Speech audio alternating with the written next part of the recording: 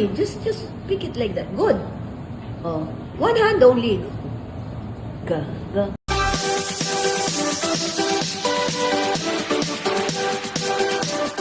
Hello at welcome back sa aking channel. Vilma Santos aliw na aliw sa kanyang apo na sa Isabela o mas kilalang Rosie. Isang nakakatuwang tagpo ang ibinahagi ni Vilma Santos habang buong pagmamalaki at saya niyang pinapanood ang kanyang apo na si Rosie. Kitang-kita sa kanyang mga mata ang tuwa habang inoobserbahan ang munting bata na masayang kumakain gamit ang chopsticks.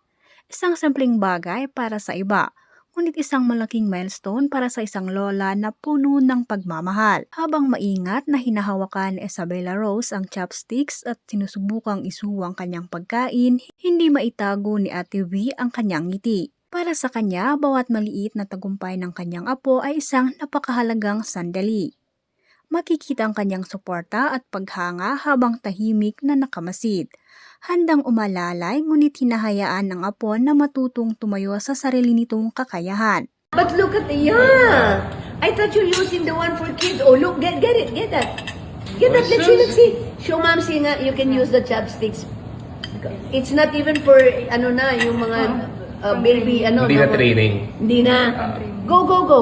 Get it. Properly. Just pick it like that. Good. Oh. One hand only. Go. You can. This one, the Get big the big one. piece. Get the bigger This one. piece. That one. Come on, get it. Okay, go. With the fish. You get the fish. Where's the fish? There. There. Oh my God, you're using your chopsticks.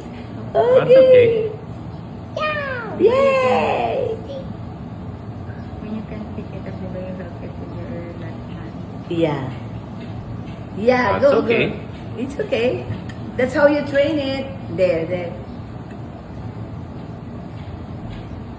Parang gusto ko. Where are you going?